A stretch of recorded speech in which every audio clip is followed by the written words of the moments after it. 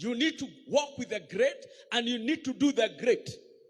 Praise the name of Jesus. You are going to adopt the great. You are going to walk with the great. You are going to live with the great.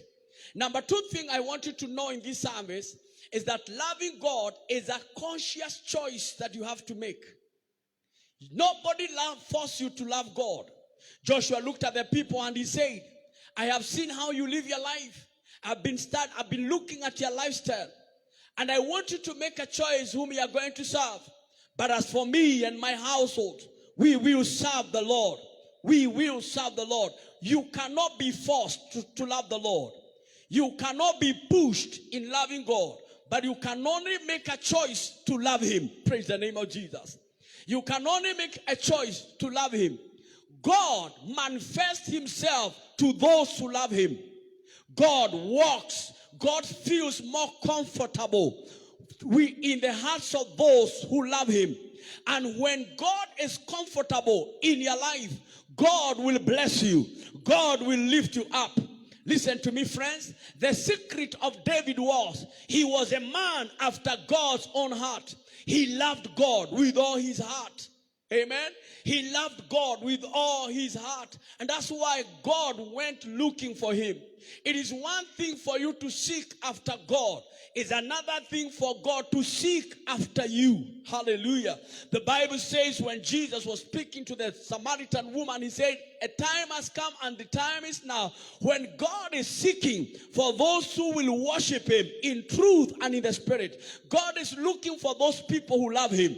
And when he finds that person who loves him, God will manifest himself. Praise the name of Jesus. And in this year of mounting up, we need to discover the secrets that are going to accelerate our lives. We need to discover the secrets that are going to push us, that are going to lift up to our level, to the higher level.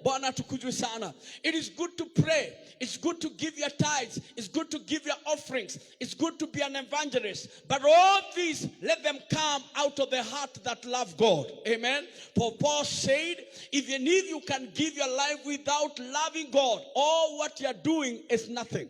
Even if you can give all your wealth and you don't love, all what you're doing is nothing.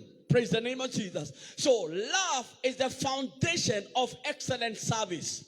Loving God is the foundation of excellent service. That if you want to be a servant of God, if you want to serve God in a manner that you are pleasing God, the foundation upon which you are going to build your ministry must be on love. Amen. That which took Jesus on the cross was not the law. It was not the law. It was not the push of man. Amen. It was his love for God. Hallelujah. It was his love for us. He loved God. Promised us that where he is, there we shall be, because he loves us. Amen. And you and me, the assignment that we are given by God after giving our life to Jesus is to love God. Is to love God. Praise the name of Jesus. You can serve, but you don't love God. Amen. If you check in the book of Isaiah 29, verse 13, the Bible says, therefore, for the Lord said, inasmuch as these people draw near, they draw near with their mouth and honor me with their lips, but have removed their hearts far from me. Praise the name of Jesus. That you can come in the presence of God with the worship, with the words of praise in your mouth, but in your heart is away from God. We must open up our hearts to the love of God. Praise the name of Jesus. And the Bible says that we did not receive the spirit of fear, but we received the spirit of, number one, the spirit of power. We receive the spirit of love, and we receive the spirit of sound mind. I am praying for the Deliverance Church Muranga. Hear the word of the Lord. I am praying for you that the spirit of the love of God shall overwhelm your life in the mighty name of Jesus. The spirit of loving God shall overwhelm your life in the mighty name of Jesus. Hallelujah. Loving God is the key that opens heavens. Loving God is the key that opens heavens. Loving God is the key that opens heavens. Loving God is the key that opens heavens. Loving God enhances the flow of the Holy Spirit. The Spirit of God is working effectively upon those who love God. Amen. If you love God, the Spirit of God will flow mightily in your life. If you love God, the Spirit of God will work mightily in your life. And that's why you come to discover loving God is connected with obeying his commandments. And obedience become easier. Obedience become easy when you love God. Obedience become easy when you love God. Obedience become tedious when you do not love God. Praise the name of Jesus. When you love God, it becomes easy to obey. Let me tell you, loving God enhances our walk in holiness. Loving God enhances our walk in holiness. When you are in love with God, it will not be difficult for you to obey God. It will not be difficult for you to be holy. It will be easier. Praise the name of Jesus. See the choices Daniel made in Babylon. He said he is not going to devour himself because of the love that he had for God. And because of his love for God, obeying God, even in a harsh environment, amen, in a very difficult environment, became easier for him. Praise the name of Jesus. Look at John, who brought us the book of Revelation. The Bible says he was casted in Patmos. In Patmos was an area of struggle. He was separated from his dear people.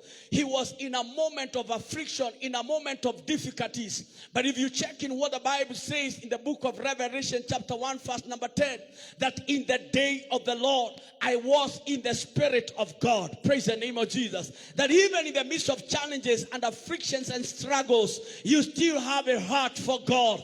You are moved by the love of God. Hallelujah. If it were many in the days of John, many would have backslidden. Many would have changed their religion. Amen. But John, because he loved God, he was committed in that, and he started to flow in the Spirit of God. When you love God, it becomes easier to operate in the lion of the Spirit. Because loving God is the gateway. Listen to me. Loving God is the gateway to the lion of possibilities. If you want to enter in the lion of all possibilities, then you need to love God. Loving God is the gateway to the lion of all possibilities. We are little, our lives, we are still in the midst of a pandemic. And this pandemic is a global pandemic. Amen. There are struggles everywhere. People are dying, and especially in the West. And they are wondering why we are not dying in Africa. But we know, you and me know, that our survival mechanism is our faith in God. Praise the name of Jesus. God has been sustaining us. God has been our defense. And the only thing that you can do as an African, let me tell you, the only thing that you can do as an African that is going to change your levels is to love God. Is to love God. I say it is to love God. Say, my Father, fill my heart with your love in the name of Jesus. Listen. Loving God enhances our commitment in the kingdom of God. Loving God enhances our commitment. You see, the way you come to church, the way you give your tithes, the way you give your offerings, the way you even relate with other people, is a clear indication of the level of your love for God. Amen. Bwana asifiwe sana. Loving God enhances your commitment. I'm a pastor, I'm a son, I have a father, I have sons in the ministry. Na nishasikia watu, unakuta mtu amekataa kuja kanisa ati kwa sababu wa shosho yao aliaga. Kwa nini kuja church? Tulikuwa bario. Ya nani? Ya shosho yangu. Okay, let me bring another very complicated issue. Mari hapo ambapo watu wengi wa mama wengi wamenaswa is the issue of giving birth. Daktari wanajua if a mama give birth naturally, if it's a natural birth, ukizaa leo, by kesho at a time like this utakuwa nyumbani. Kweli ama urongo? Si ni kweli?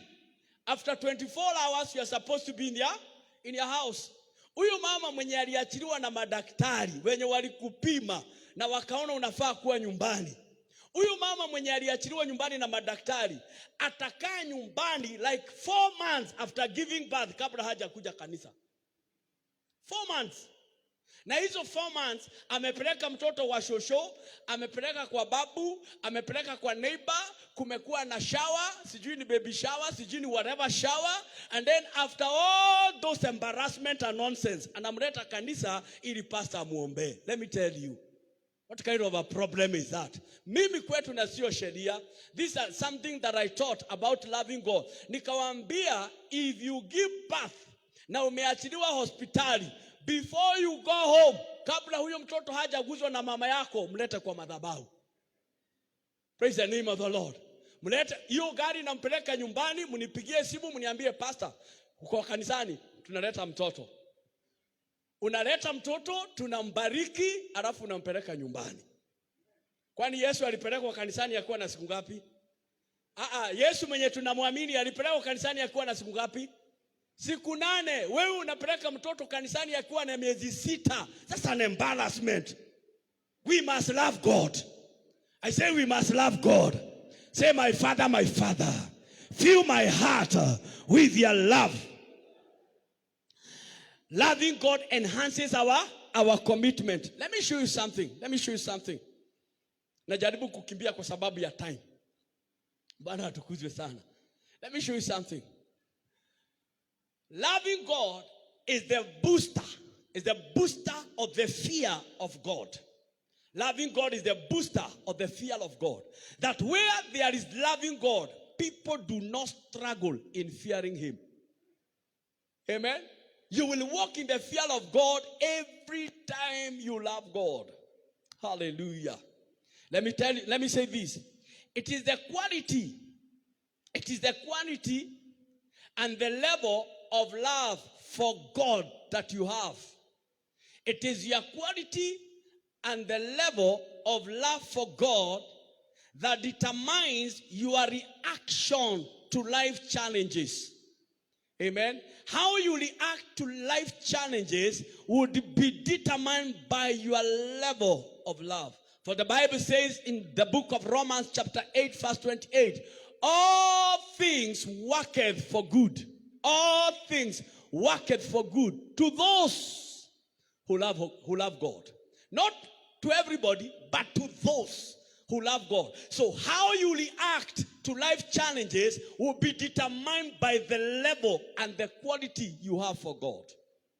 Amen? How you react to life challenges will be determined by the level and the quality of love you have for God.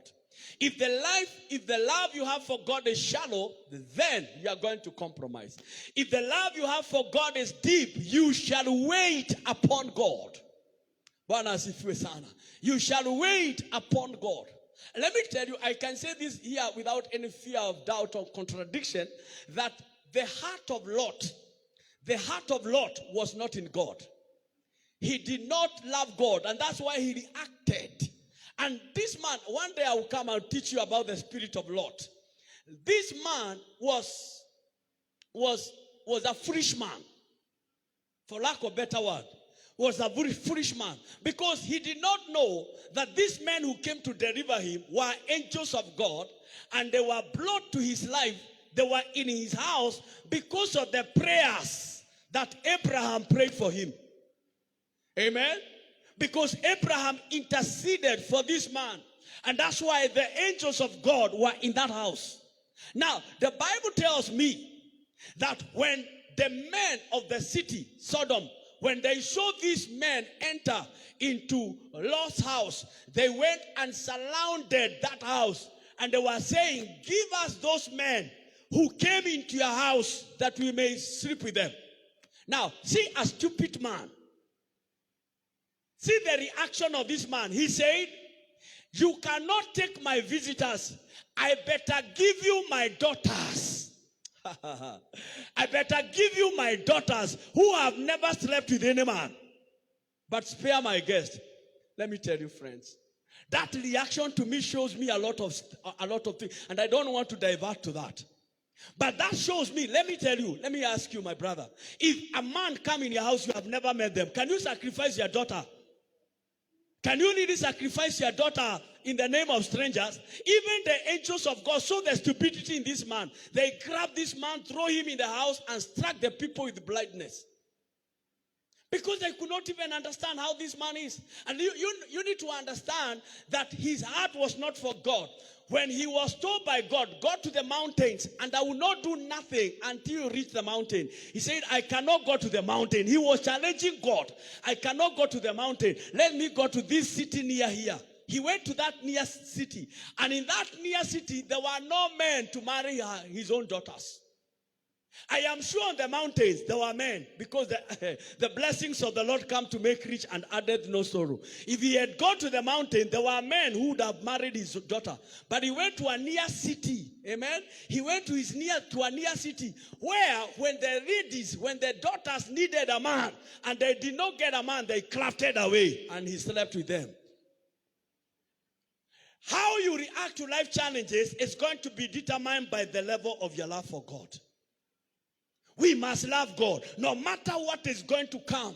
No matter what pressure is going to come in our lives, we are not going to be moved. Praise the name of Jesus. We are not going to be moved. We cannot bargain our love for God with anything. Praise the name of Jesus. Praise the name of the Lord. The level, the quality and the level you have for God determine the quality of your relationship. How you relate with other people. Your friendship, how you relate with other people is determined by your love for God. Because number one, we must love God with all our hearts. Amen. And then we are going to love our neighbors as we love ourselves. Amen. If you love God, the way you treat other people is going to be different from other people. Praise the name of Jesus. Jesus said, do to others what you would like them to do to you. And that is only possible when you love God. We are having challenges with the relationships because we have people who are selfish. We have people who are greedy. Amen. We have people who are godless. And you cannot relate with a human being. Human being, we all came from God. We carry the Spirit of God. You cannot relate with a human being without the Spirit of God guiding you and helping you. There's nobody who can be a leader and an effective leader anywhere, politically and even in the church, without that individual allowing God to reign in his heart. Praise the name of Jesus. Praise the name of the Lord. How do you love the Lord? Let me give you about 10 things. How do you love the Lord? How do you love the Lord? You love the Lord, number one, through your desire to know him. Through your desire to know him. I can say here, your desire to know him is the time invested in seeking him, in Bible study, in Bible reading, and in prayers. Your desire to know him. David will say, as a deer panteth for the water, so does my soul longeth for thee. Amen. David was a longer of God. He was longing for God. Amen. He was a man after God's own heart. You are through your desire to know him. There are people who have no desire of knowing God. I was telling people at the lunch of a church that when you are in love, I know there are guys here, you are in love. When you are in love, you cannot go a day without speaking to your lover, isn't it? Isn't it? If your lover is not going to speak to you, they are not going to text you, they are not going to call you, you are going to be messed up. Your day is going to be messed up, isn't it? And every time, if you are in love, you will keep on longing for your lover to call you. You keep on looking at your phone, you keep on looking at your emails to see whether there is any communication from them, isn't it? Therefore, the same thing when you're in love in God, there will be a longing, there will be a desire. Praise the name of Jesus. Let me tell you, it is the intensity of your desire for loving God that determines the depth of love for God. Amen. It is the desire, the intensity of the desire that for God that determines the depth of love for God. Number two, through walking in humility. Through walking in humility. How do you love God? Through walking in humility. Because God resists the proud, but he gives grace to the humble. Number 3, through your desire to wait. Okay. Number 1, through your desire to know him. Through your desire to know him. And knowing him is the time invested in seeking him in prayer, in Bible reading, and Bible studies. Number 2, through walking in humility. Through walking in humility. You need to know that God resists the proud, but he gives grace to the humble. Number 3, through your desire to wait for him. Through your desire to wait for him. Noah waited for God for 100 years. Abraham waited for God for 25 years. Amen. Those who received the Holy Ghost in the upper room, there were those men who are willing to wait. The commandment of going to Jerusalem and wait for the empowerment was given to 500 people. But it was only 120 who received the Holy Ghost. 380 went back. But 120 waited. Your desire to wait for God.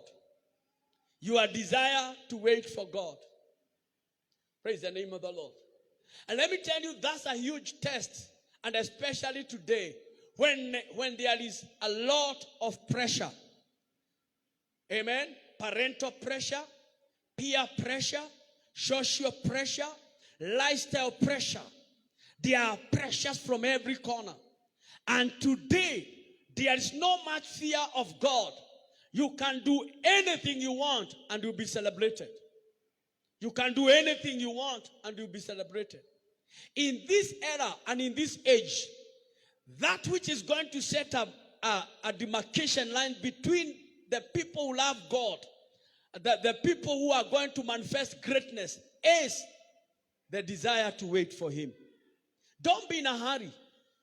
Don't be in a hurry as far as God is concerned, because he makes everything beautiful at his own time. There is time for everything. There's time for you to get married. There's time for you to build. There's time for you to have a ministry.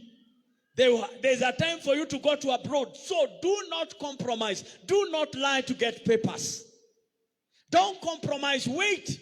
And your desire to wait for God, amen, your desire to wait for God is a way of loving him. Number 4, through the quality. Do the quality and the quantity of the sacrifices you bring to him. Through the quality and the quantity of sacrifice you make to him. Through the quality and the quantity of sacrifices you make to him. Abraham showed his love for God when he gave his own son. Amen. The Bible says when he was about to sacrifice his son, a voice came from heaven and stopped him from doing it. And he said, now I know that you love me. Amen. Because you did not spare your only son, I know you love me. And God said, in blessings, I'll bless you. He showed his love for God. He was the only boy. He was the only son. He didn't have an alternative. The only alternative was chased away, Ishmael. And he knew that even if I'm going to kill this boy, God will raise him up. He loved God that much. But as if we're son. That's why I can say this. You cannot be an adult. Listen. You cannot be an adult, a member of the Deliverance Church. You have a phone that you top up almost every day. You top up that phone every day to speak with your friends.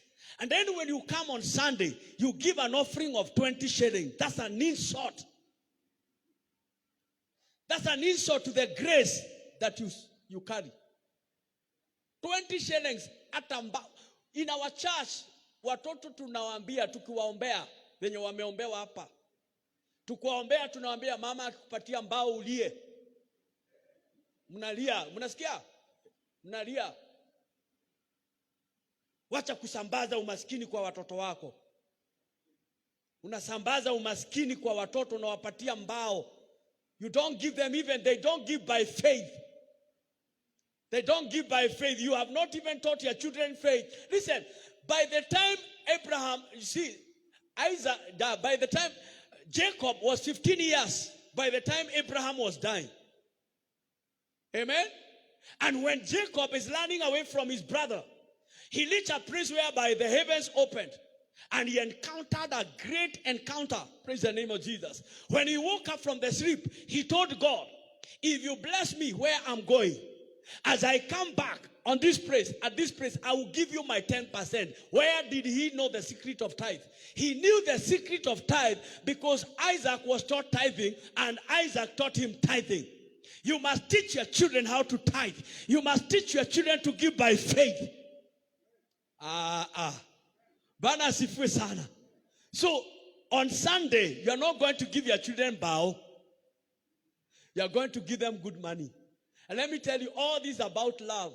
Ukiamua utabariki mke wako, my friend. Is this your wife? If you decide your wife is not going to ukiamua hautamnunulia anything, hautamnunulia.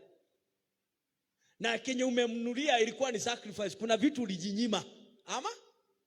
Kuna vitu ulikosa ndio yeye akuwe mzuri. But it's so sad, there are men who can never boast of buying anything for their wives. Hawanunuliagi wake zao nguo. Hawanunuliagi wake wazao viatu. I remember there's a case that was brought to me. A woman came, and is an old woman. I think she's 60 or 65. Alikuja na akaniambia, pastor, mimi nimeamua kuachana na yeye. Na ukisikia umeitwa yeye, ujue kumeharibika. Bana tukuje sana. Mimi nimeamua kuachana na yeye. Nikamuuliza, aje? Uachane na yeye aje? Hapana, mimi siwezi kana na yeye. Huyu mtu, ukisikia umeitwa yeye na huyo mtu, jua mambo ni mbaya. Kimeumana. Na mimi siwezi kana huyo mtu. Nikamuuliza ni nini? Akaniambia story ile ilini break. Aliniambia hivi, pastor, the last time huyu mtu aliniletea kitu ilikuwa 1978. I remember the dress. Nikaanza, what?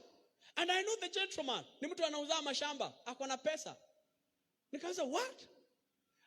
Nikapata wazimu. Nikachukua simu. Nikamuuliza, we uko si hata mke wake amemuita yeye. We uko wapi? Akaniambia niko town. Nakutaka kanisani saa hii. Akakuja. Samzen paka namuogopa na kwa heshima. Nikamuuliza, wewe ako wapi mama? Ananiambia mimi hata sijui. Alitoka jana na amefunga vitu. Hata hujui kwenye alienda? Hapana. Unajua alienda kwa nini? Pastor, unajua hawa watu. Ukisikia hawa watu juu kumeharibika. Nikamuuliza ni nini? Akaniambia nikamwambia amekustaki kwangu.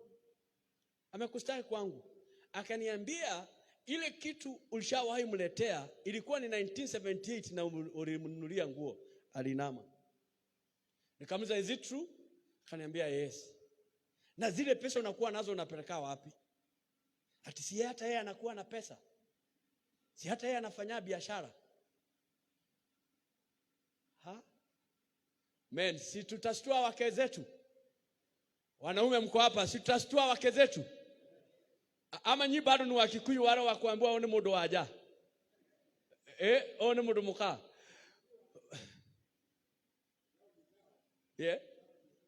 Yes, that's the principle. That I have learned it the hard way. Ya kwamba pesa ya mke wangu ni yake, lakini pesa yangu is a community money, ni yetu zote. Hata our children. My son is working with Telcom. Is working. My daughter hata nikiwa hapa amenipigia simu, amepata kazi. Nilikuwa nimemtoa Kisumu, alikuwa anafanya na Kenya Women. Na akiwa na Kenya Women alikuwa analipwa 40,000. Na mimi bado nilikuwa nalipa house rent. Mimi. Na analipa 40,000. Namuuliza shwari, kwani pesa ni ya nini? Akaniambia dadi ni nini? Tusizoeane. Na kweli kabisa natuma house rent ya 12,000 every month, na nisipotuma ataninunia. My son anafanya kazi na ako kwangu, na hatumuitishagi mkate, hatumwambii gasi imeisha. Bwana tukuzwe sana, because hiyo ni pesa ya baba ni yetu, lakini pesa ya mama ni yake. I am praying for us in the mighty name of Jesus Christ, that how we relate with other people is going to be determined by how we love God. Let me show you something. How do you love God? Number 5, through walking in a repentant heart. Kwa kutembea na moyo wa toba. Through walking in a repentant heart. You cannot continue sinning and sinning and sinning. Every time you realize that you have committed a sin, you go to him, you ask him for forgiveness. Amen. And every day is a day of change in your life. Let me tell you, the more close you are to God, the more close you are to God, the more your heart will be exposed to you. You cannot know God when you are far away from him. You cannot even know yourself when you are far away from him. Amen. You will know your heart by relating with God. And the more your proximity to God will determine the quality, the condition of your heart. Amen. Because as you are close to God, let me show you. Those people who are very close to God, they are very sensitive in their life. Amen. They are very sensitive in their life because God is light. Amen. And when God's light beams in your heart, you see some chambers, you see some corners of your heart that need some cleansing. Amen. You cannot walk with God and there's no holiness and there's no purity of heart. The Bible says those blessed are those who are pure in heart, for they shall do what? They shall see God. And not in heaven here. Number 5. Number 6. How do you love God? Through your longing for him more than anything else. Through your longing for him more than anything else. Number 7. Okay. Number 6 is through your longing for him more than anything else. Psalms 42, verse number 1 to 2. What is that which takes much of your time? Let's do some evaluation like last week. What is that took much time last week? What is that took much of your time last week? What were you doing? Amen. Now, do you know if you die at 75, amen? If you die at 75 and you are a strict follower of what the doctor says, a normal man sleeps for 8 years. A normal man sleeps for 8 years. Work very much so that you can sleep for 8 hours, okay? So if you sleep 8 hours a day and you die at 75, 25 years will be spent in bed. 25 years will be spent in bed. Now, if you went to school, primary 1 to class 8, those are 8 years. From 4 years. University, 4 years. How many years are those? Those are 16 years, isn't it? 16 years add to 25. How many years? 41 years. Okay? 41 years of your life at 75 is taken by things that concerns you. Now, if you subtract 75 from 41, you are remaining with how many? You are remaining with 30, that 3 or that 5.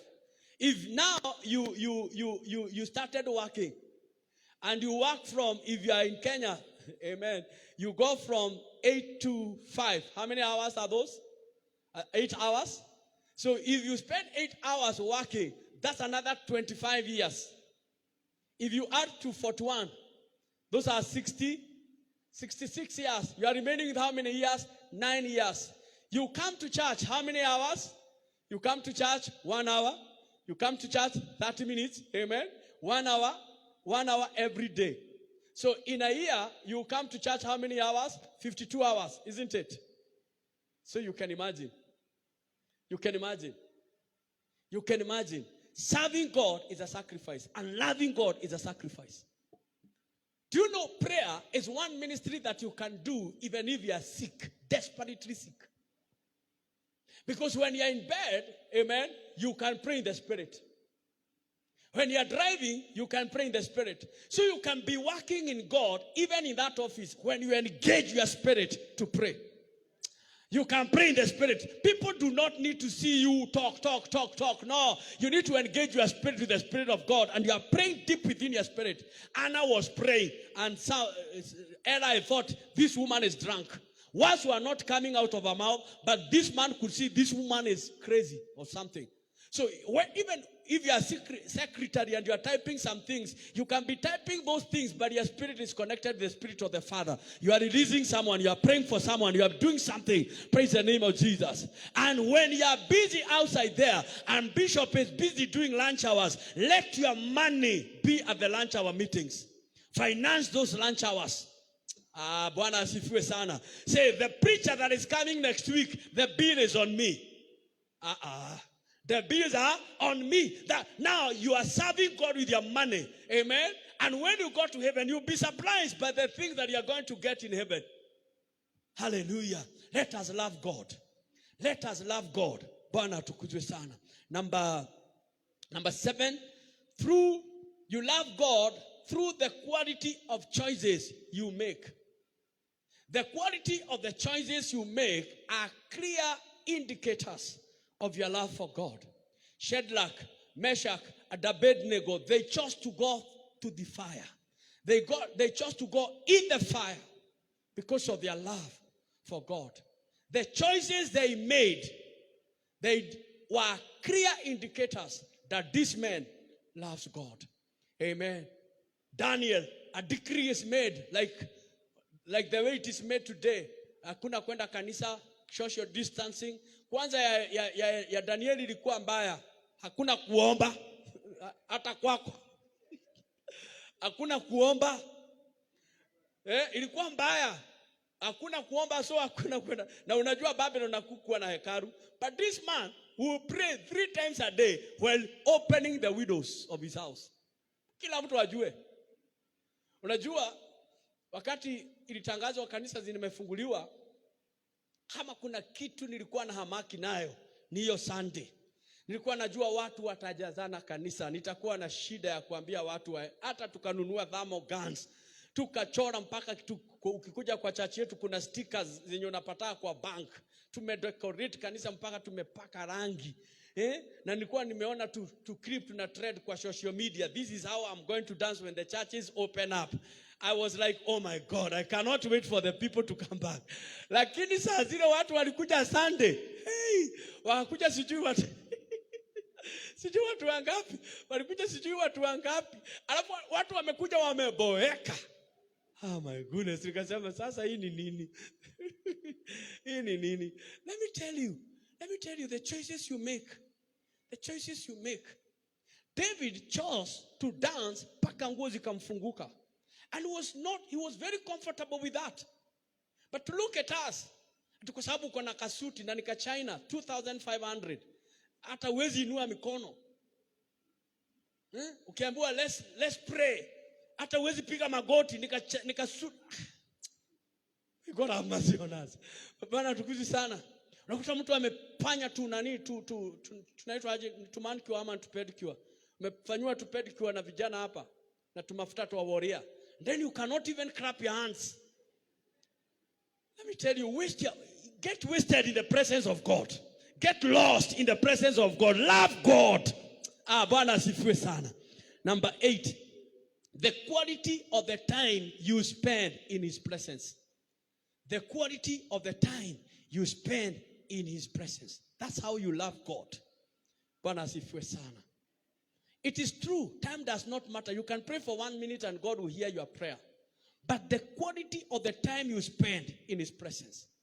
There are people who are praying 5 hours, 6 hours because they love him. They don't want to get out of his presence. Bwana tukuzwe sana. I was talking to the people in the lunch hour nikawa nauliza, have you met with someone you love? You are dating someone and you are in love. Unakuta ya kwamba mnakutana saa 7 na mlikuwa na mahali mnaenda, lakini mkianza story hata mjui saa 9 ikifika mnaambiana haya unajua ni saa 9 wewe acha tumalize, and then wakati mmemaliza mnaambia bye kama mara 10. Wewe enda tutaongea. Halafu tena mnaanza. Have you been there? Praise the name of Jesus. The same thing happens with God. When you are in his presence, you don't want just to leave. You want to be there. You want to be there. And let me tell you, mimi nimekuwa ninaomba. Na hakuna kausingizi kanakuwa kazuri.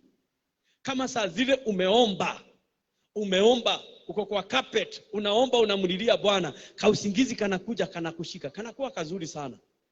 Halafu unaamka tena unaendelea na maombi. Sio dhambi kulala ukiomba. Are you understanding? Lakini ni dhambi kusema my father and then una switch off. Utasema amen asubuhi. Lakini when you are laboring in prayer like an hour, 2 hours, kuna kausingizi kanaanza kukuja, hako ndio kanaleta maono na ndoto mzuri. Praise the name of the Lord. And then you continue with that sleep. Spend time. Choose to spend time in the presence of God. Bwana tukuzwe sana. Number 9, through loving others. Through loving others. Anyone who does not love people cannot love God. Anyone who does not love people cannot love God. Because he who hates his brother is a murderer. Hauwezi kuwa kwa hii church. You cannot be a member of this church and there's another member of this church you don't talk. You don't see eye to eye. You don't greet one another. You'd better make those amends now. Msameheane leo. Because you cannot claim you love God and you hate your brother. Bwana asifiwe sana. Ikiwa kuna mtu wa hii kanisa ambao hata wacha hii kanisa nyumbani hamuongeleshani, and then muongee. And then make amend. Number 9, through obedience to the voice of the Holy Spirit. Through obedience to the voice of the Holy Spirit. Through obedience to the voice of the Holy Spirit. Let me say this. The level of your love for God will determine the level of your kingdom elevation. Let me quickly give you benefits, like 5 benefits, and then we cross.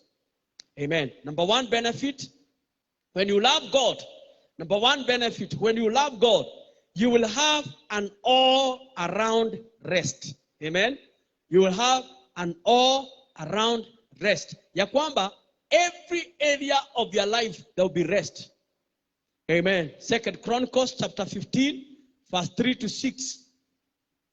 Number 2, you will become a friend of God. When you love God, you become a friend of God.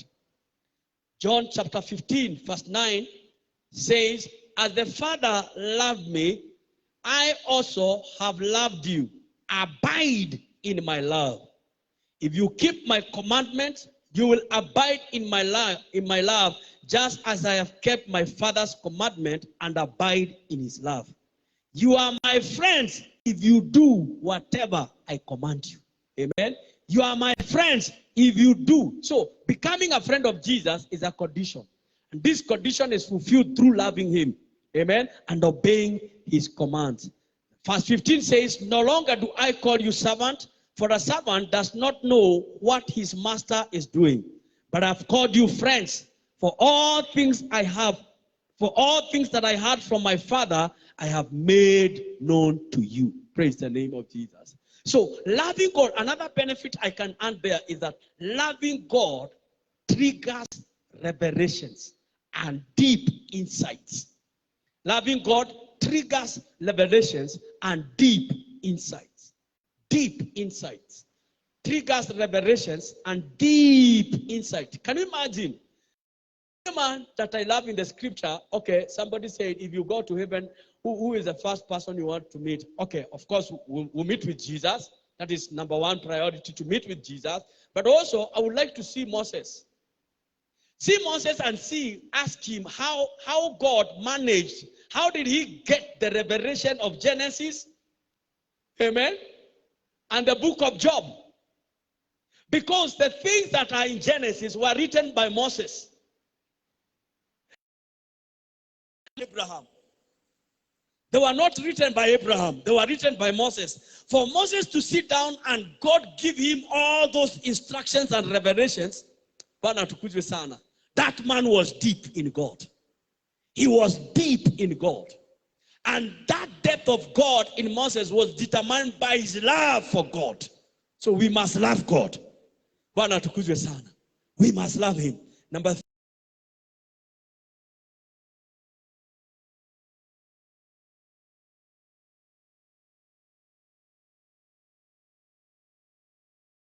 And number 4, you will have your prayers answered. When you love God, you will have your prayers answered. All your prayers answered. Let me.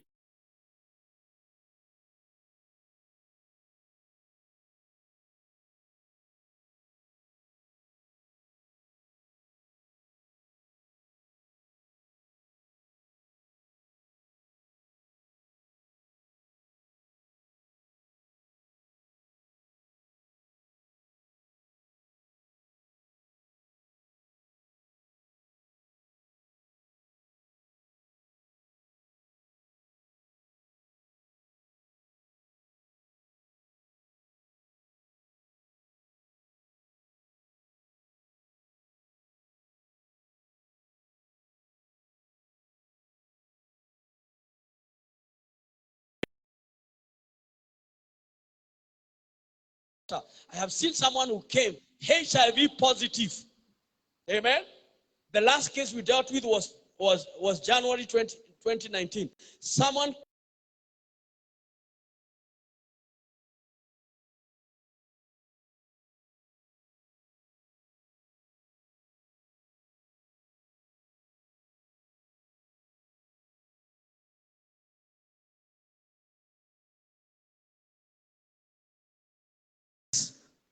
Hallelujah. Number 5, then we pray that you will enjoy guaranteed prosperity. You will enjoy guaranteed prosperity. Deuteronomy